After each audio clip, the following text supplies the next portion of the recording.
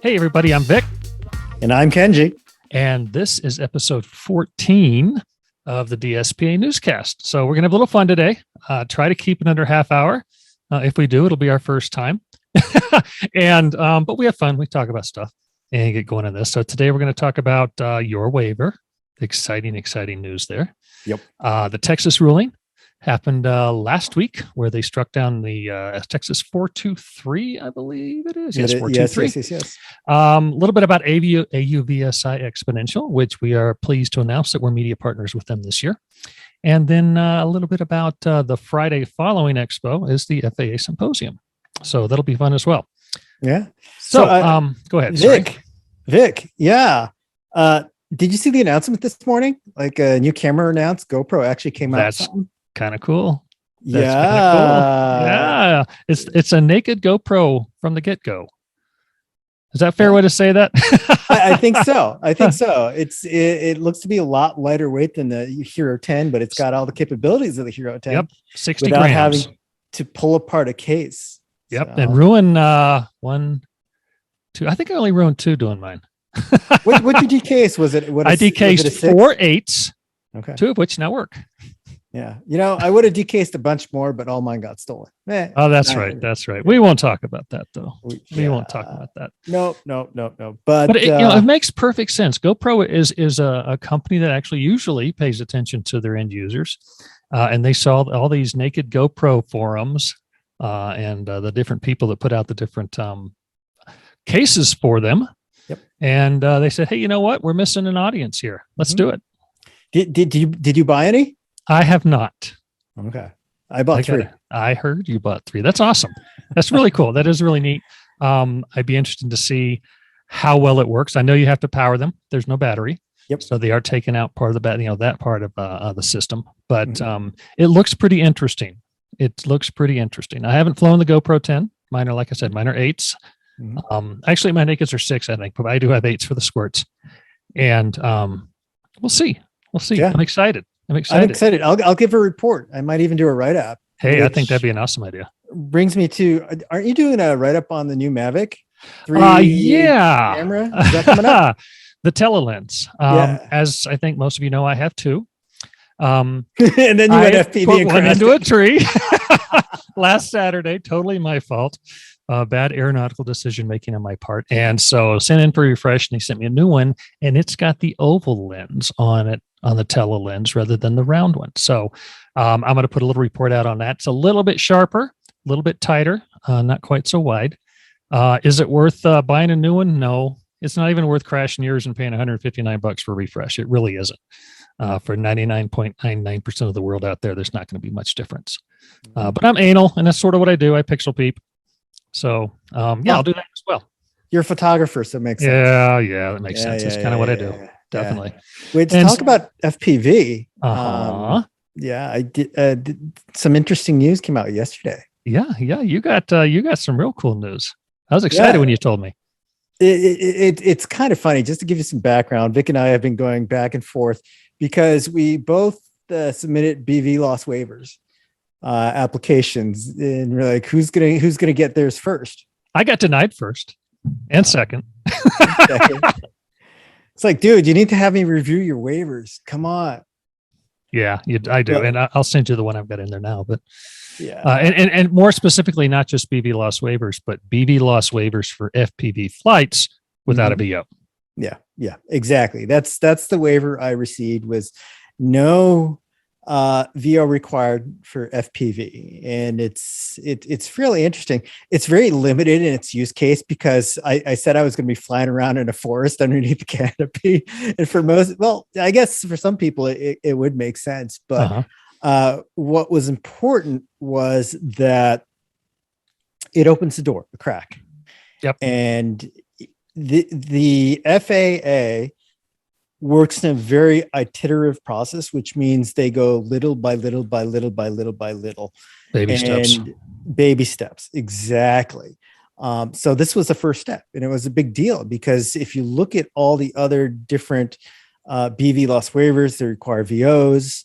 Some of them, I think it was mentioned Excel Energy or BNSF has Oh yeah, has lots of sheltered operations, which might not require VO, but I think this is the first one for FPV specifically, and that was not done by a big corporation.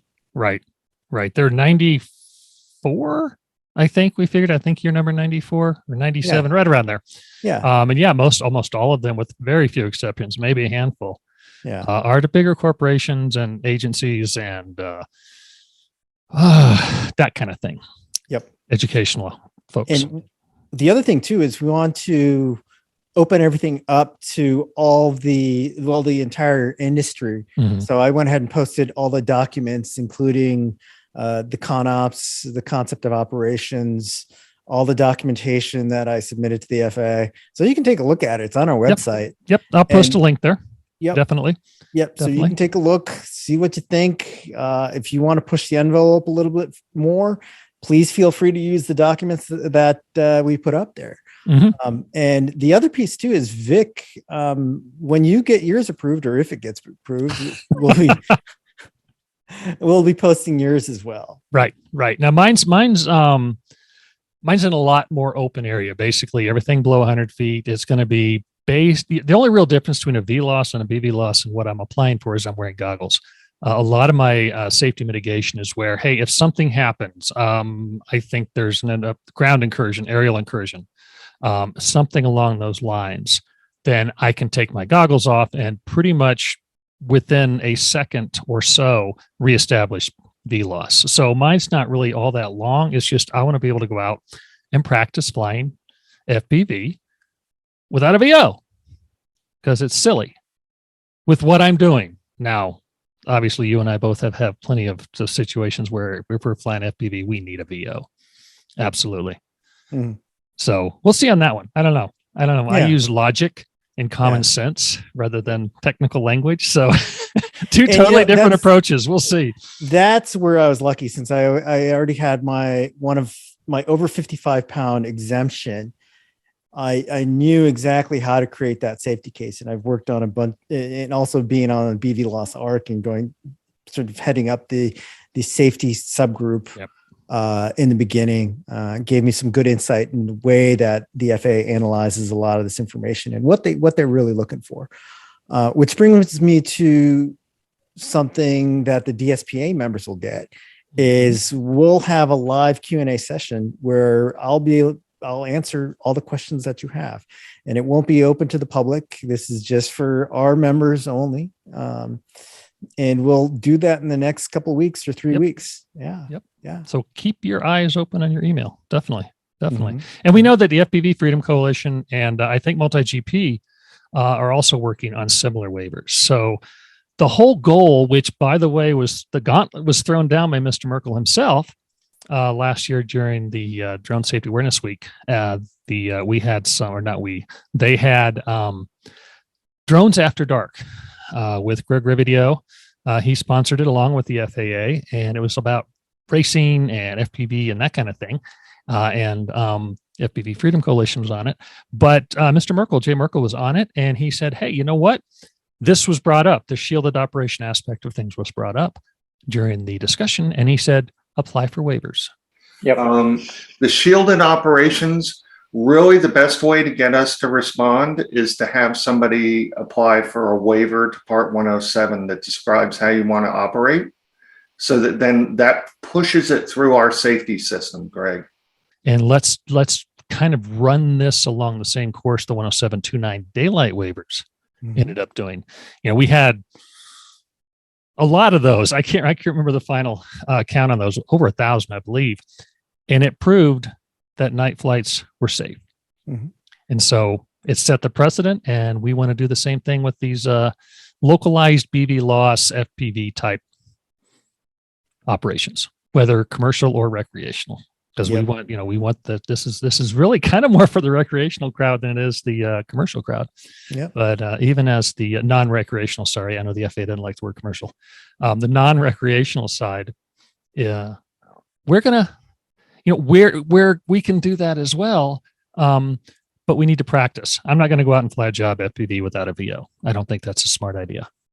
But practicing, Definitely.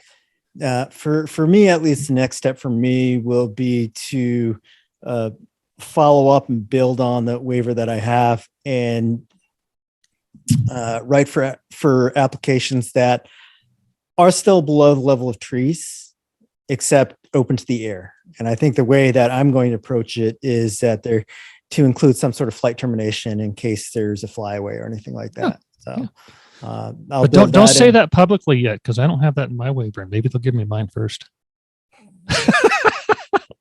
maybe.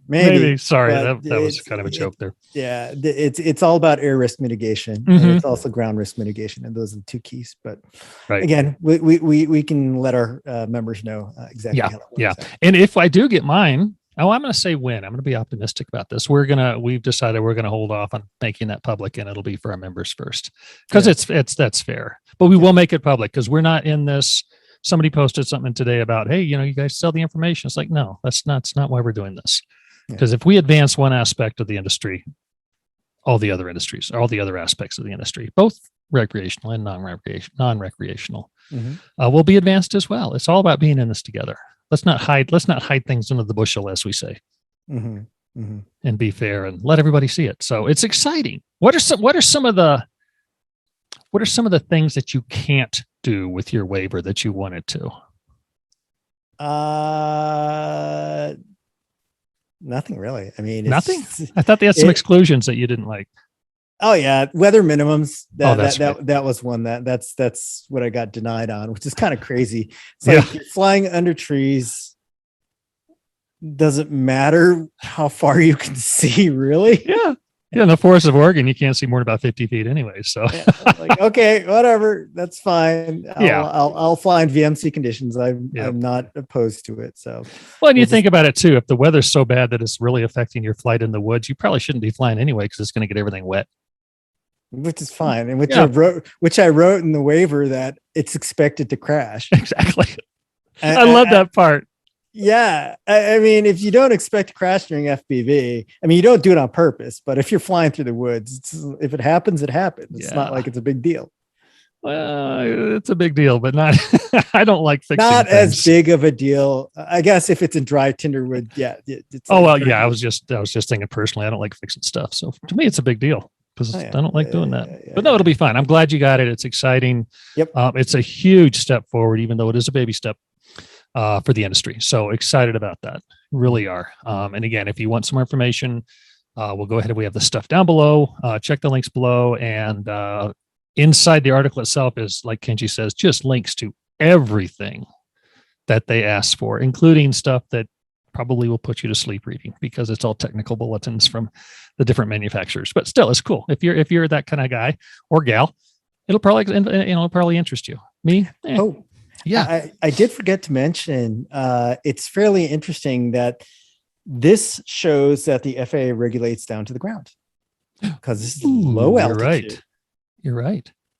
And it's sheltered, and they provided a waiver for it. So I think it bolsters our argument that airspace is not private property. Yeah, I think so. Go ahead. Just because it's the NAS, it's still the National Airspace System. There's potential that it could go into higher up in altitude or whatever. So they just need to make sure that we mitigate it for that. Which brings up an interesting point I didn't think about till you said that. Two things. First of all, what if it's private woods? I own 700,000 acres in the middle of the Rockies. I don't. This is an example. And I don't want anybody flying FPV through my woods. Can I say that?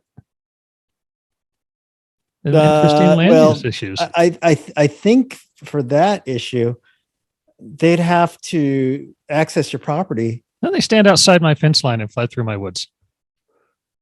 I'm just wondering if that's thing. And also the Hallwarts, whatever the guy's name was, the guy who put the gun and the flamethrower on the drone. Yeah. They were having issues because the judge asked, well, is it really airspace because he was in the woods? That was never settled, obviously. Yeah. So just, I don't know, just interesting. Well, along the edges, and guess what? You're probably going to lose signal and you're going to crash anyway. So true. Whatever. True. And then that becomes a trespassing issue as well. Exactly. Then you got to go. Or destruction of private property issue if your battery catches fire. Yeah, exactly. Always have fire extinguisher with you when you're flying your drone. I've got one in the back of my car. So do I. Yep. Most smart And a people first do. aid kit too. I got one of those too. Come to think of it. Yeah. I never use it. No. I never. But it's hurt good to myself. have. It is. It's good to have because other people might get hurt too. Yeah, definitely. And it's not only about getting hurt from drones or anything like that. You could be out there, you trip and fall or something like that, and then you need something. There Rattlesnakes. Yeah. And if I think we talked enough about the waiver, at least. Yeah. There were Definitely. some cool things that came out of Texas, right? Oh, there's some great things that came out of Texas. Really excited about this. In 2013, actually, September 1st, 2013, I just saw that. They passed Chapter 423 of the Law Enforcement and Public Protection Act, or Chapter 423, Use of Unmanned Aircraft. Texas did. And it was interesting in that it was kind of the first major state drone law. And it sucked then, too. It made it kind of illegal for pretty much anybody to use drones for certain things. I mean, they added some language about FAA authorization and things like that, but it never made it down to the enforcement side of things when it comes down to local law enforcement. So our friend and buddy, Mickey Estreicher, with the National Press Photographers Association, spearheaded a challenge to that. And 2 weeks ago, he won. They won. We won. Yeah, we won. They won for us. Let's say that. Yeah. So it struck down a bunch of different things as First and Fourth Amendments and made it unconstitutional.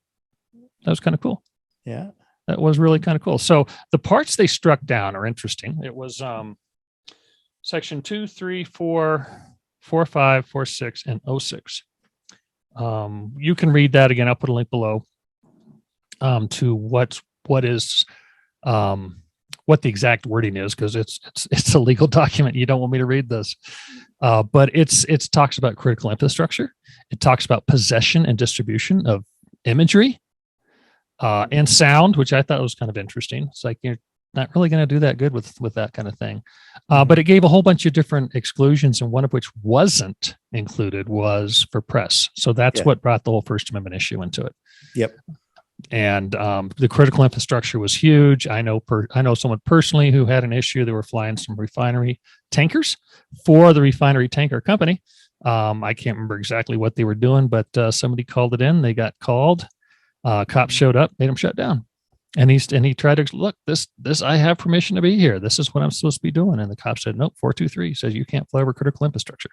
It was a mapping mission. That just reminded that. So it created all kinds of issues. There were a couple of instances where press photographers and press videographers weren't allowed to use drones, things like that. So it was really good that it was struck down because it should have never been put up in the first place. It could have been a $10,000 fine in certain instances.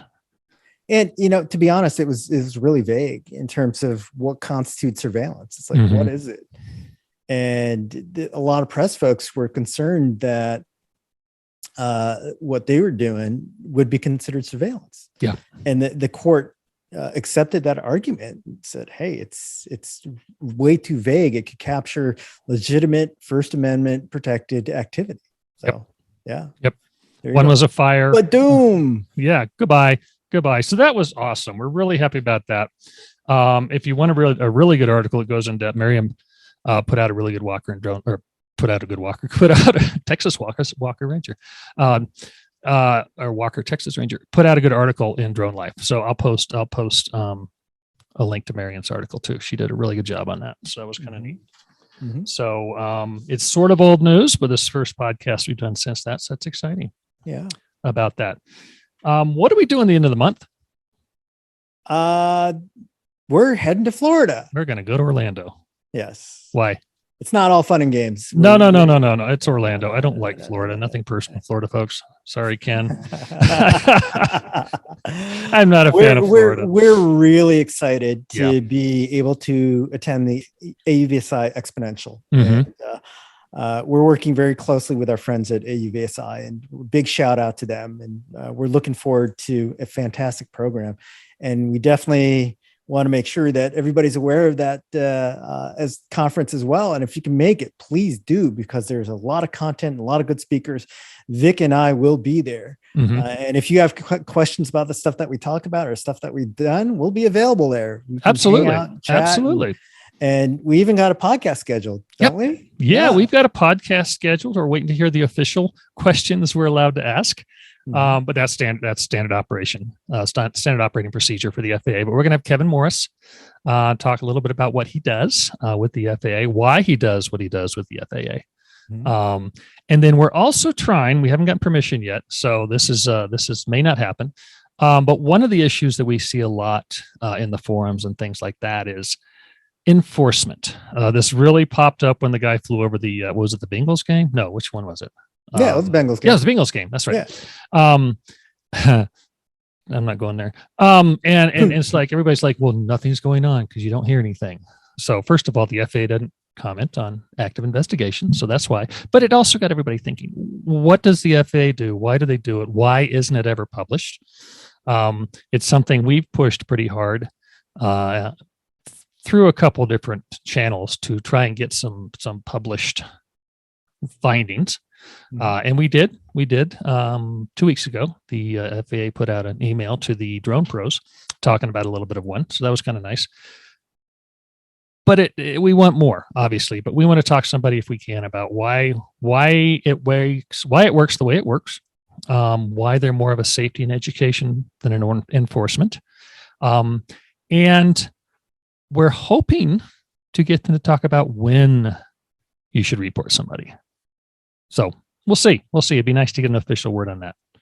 Yep. But I'm looking forward to talking to Kevin. Kevin's a great guy. He's a friend of drone pilots everywhere and drone operators everywhere. And he's, the drone guy for the FAA. I think that's his official title. I'll have to check his business card, see if that's what it says. If it doesn't say that, it should. At least on the back, I'm the drone guy. Yeah. So, but Kevin's a great guy. It'll be the first time that I get to meet him in person. Oh, really? I thought you had. Yeah. No, I have not. Oh, good guy. That's why I don't have a cell phone number like you do. Yeah, I'm not allowed to share that. So I'm not burning that bridge. Thank you very much. Nope. Nope. The other thing that's happening is tomorrow, actually, where I get to testify in front of the Oregon Parks and Recreation Department Commission. I'll get 5 minutes to talk about how we should structure the rule, our opinion on how they should structure the rule. And I'll be going, I'll also be up there with a person from the Audubon Society as well, which will be a very interesting sort of conversation. They want to say you can't fly anywhere except where we say it's okay, whereas we say you can fly anywhere except where you shouldn't be flying. Right. Or actually takeoff and landing. Takeoff. That's right. Huge difference. Yeah, it's a huge difference in they get it. Oregon Parks gets it. And then U.S. Fish and Wildlife will have somebody up there as well, which is fairly interesting because they want to close down portions of the Oregon coast for everything, for all drones, not only recreational, but for commercial operations too. Which could be a big problem, which could cause like economic losses exceeding $5 million. Ouch. Yeah, that hurts. Yeah. We see a lot of people who are confused about the difference between closed except where we can or open except where we can't. So I like to say, like, think of a football field. What we want is we want the entire football field except maybe from the goal line to the 5-yard line. We shouldn't be lifting off and landing there because it's sensitive areas, campgrounds, where people climb, that kind of thing. Whereas the other people, the Audubon Society and those, take that same football field and they only want us to fly between the goal line and the 5-yard line. They don't want us to fly over the rest of the stuff where it's pretty and where there's nobody around and where we won't be bothering people and there's not nesting animals and that kind of thing. We want to fly and take pretty pictures. Yep. And one of the great comments that was brought up last week on the Women of Drones Coffee Connection, Tuesday mornings, you should check into that, is there's a guy who was 83, I believe, not as mobile as he used to be. And he wanted to go out and sit somewhere and fly his drone and see beautiful things because he can't go see it anymore in person. So that was a really kind of heart-tugging story about why we really should be allowed to do things like that. I know people with mobility issues, age issues, laziness issues like me. I don't want to hike too far into the woods to see stuff. I want to be able to put the drone up and look at it. Things like that. But obviously there are places we shouldn't fly. Yeah. And I think we're coming from a very reasonable sort of standpoint as well. And one of the other options too, that I'll present is as a potential compromise is require permit. I mean, which would not be a bad thing. First, it would give Parks and Recreation Department a touch point where they can do some education. And that education, somebody needs to develop it. It's going to take money, so it can go help provide that, and tie that in with the ability to fly anywhere that you want to with the general permit, except for where there's high conflict. And if there's high conflict, you just get a special use permit, like a film permit. Sure. Yeah. You know, they're the place that what's the park where everybody does climbing something rock? I can't Smith remember. Rock. Yeah, there you go. Yeah, you shouldn't be flying drones there if you don't know what you're doing. But if a climber wants to have drones of somebody flying a drone, taking pictures or video of him or her climbing, then they should be allowed to do it with a special permit. Yep. I think that's perfect. And if this passes the way that you work so hard to help get it written, the group that will actually figure out where things shouldn't be flown or taken off, I'm just going to say flown, it's easier, will be made up of different stakeholders, including drone operators. Yeah. And I think that's so that'll be nice. Yeah. And Oregon is a state preemptive state, which is cool. So all that power is given to the legislature, and the legislature then designated some of that power to the Park Service, and that's how they're able to sit down and promulgate their own rules. So that's a really cool compromise as well on the state preemptive issue, which is also something one of these states will get to. Yeah. Well, we're working on it, but we're working on it. We're working on it. Although it's kind of funny, there's municipalities that have tried to pass their own drone regulations. Oh yeah. You can't do that. Yeah. We fought some and won most. Yeah. We've lost a couple. Telluride, Colorado is one of them. They laughed at us, literally. They laughed at us. You drone operators. Now you can't supposedly fly over the roads. It's like, yeah, I think I'm going to go to Telluride one day and fly. Yep, exactly. It popped. They'll face a lawsuit that they're going to lose. Yep, exactly. You're wasting your town resources. Yeah, exactly. FAA Symposium. That'll be fun. You know, it's just one day, kind of a short day. So that's, you know, it was sort of, I don't want to say thrown together, because there was a whole bunch of planning that went in on this, went into this beforehand. But the folks who approved things drug their feet. So hopefully they're going to get some good people coming in there. They're already there anyway for Expo. So just spend a little bit extra money and get the pass for that, and get some really first hands-on interaction with the FAA folks, because they'll be there. It's the FAA Symposium. And the ones we've been to are pretty cool. Do you know if Greg's going to be there? We don't know. We should have checked. We should check. Greg, because Pilot Institute. Yeah, one of our great friends. And what's interesting, if you've never been to a conference like this, it's fairly amazing, because you realize how small the drone industry really is. Who you get to meet a lot of the people behind the headlines, behind the social media, behind all this, a lot of the influencers. They'll be there. So it's a great opportunity to network and just say hi. And you'll realize we're just pretty much normal people. Everybody in this, well, I'm just going to go with everybody in this industry is. I'm going to leave it at that. I'm pretty sure John's going to be there. McBride will be there. With Kazatel's going to be there. Skydio's going to be there. I'll actually be there and wearing two different hats, DSPA obviously, but also as the Director of Legislative Affairs for UAS Colorado. Colorado has a booth there. There's a couple other states. Actually, there's a bunch of states that have booths there. Different verticals have booths there. And it's not just air. You know, it's sea and water. Sea and water, and it's the same thing. Land and water as well. So it's really cool to kind of get a good feel about what all is going on in the whole UAS industry, whether it's, you know, doesn't matter which vertical you're on, what matter which part of the industry you're in, land, sea, air. It's just cool to see more than just your little vertical. Like if I was just me doing my thing, all I know about is videos and stills, and that's it. Yep. I woun't know about the other stuff. Obviously I do, because we have to, you and I have to, Mhm. but it's pretty cool. It's a really neat, not only the symposium, but also the exponential. So it'll be a lot of fun. Yeah. And we'll include a link to how to Yep. register as well Mhm. down Mhm. below. Which brings me to the AAAC. Yes. It's been pretty quiet, although we're just spooling up a new task group that deals with advanced air mobility. So we're just discussing the strategic framework and providing feedback on one of the documents that the FAA generated. So that's the only tasking at this point. There really hasn't been any drone things, but we'll make sure that drones are still on the radar of that committee, because it's important. Yep. I think changing it from drone advisory committee to advanced aviation advisory committee is a natural progression. But you and me and others, a couple others I can think of right off the top of my head, are there to make sure that let's not forget about the drones. We're the ones that started this. The progression is delivery and advanced air mobility, that kind of thing. But we're still a drone. Let's make sure that the small DSPs, who we represent, obviously, and everybody else, we still get our airspace. We want to make sure we don't lose those privileges to do that. Definitely. Yeah.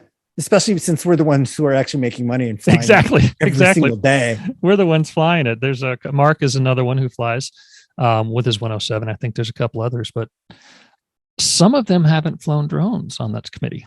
Yeah. We're not going to talk about what's planned for June, but it's going to be what we're going to try and do in June finally the in-person AAAC meeting. Let's just say, put good thoughts out there that we get something done that we want to get done, and we hope to share when we get there. Yep. That's going to be a lot of fun. Yeah. It will. We just got to make it happen. What else do we want to talk about today? Anything? No, I think that's it. Good. I don't think we made a half hour, but we came close. Have you ever thought about recording books on tape, like bedtime stories and stuff? No. You'd be so good. No. You got that voice. No, I don't. You're getting sleepy. Go to bed, you little turd. What was that book? Go the F to sleep. I heard about that, but obviously never read that to my children. That would not be good. Fun though. That was fun. That was fun. So that's where we're at. Check out. Obviously, let's do the usual YouTube thing, like a subscribe, blah blah blah blah blah. No, say it. Like and subscribe. Click the little bell. Click little bell, and please join DSPA. Join DSPA. Yeah, we'll put those links down below as well. Sign up for our newsletter, which we will get out one day. And to support us, because we're doing this to really help make sure that the DSPs, the drone service providers, the small 1, 2, 3, 4, 5 person companies aren't left out of the decision making. Make sure that voice is heard at the national level, and especially coming up next year with the 2023 FAA Reauthorization Act. That's going to be a test, because there are some people and some organizations out there that want to put some limits on what we can fly, where we can fly, and when we can fly. And we want to make sure that doesn't happen. Yep. So if you support us, you can help us do that for you. How's that sound? Sounds good to me. That sounds great to me. So, so that's probably it for us today. Yeah. You think? I think so. Okay. You had this look. It's like, I don't know. It's been a long day for both of us, folks. So we get a little squirrely towards the end of the day. But it's been a good day, and fly safe out there and have fun. Yeah. Is that a good way to stop this? Good way to end this? Awesome. Well, fly safe. Have fun. Thanks, everybody. Let us know if you have any questions, concerns below. And obviously we'll put our email addresses in the links before. Have fun. Right. Yep. Bye. Bye.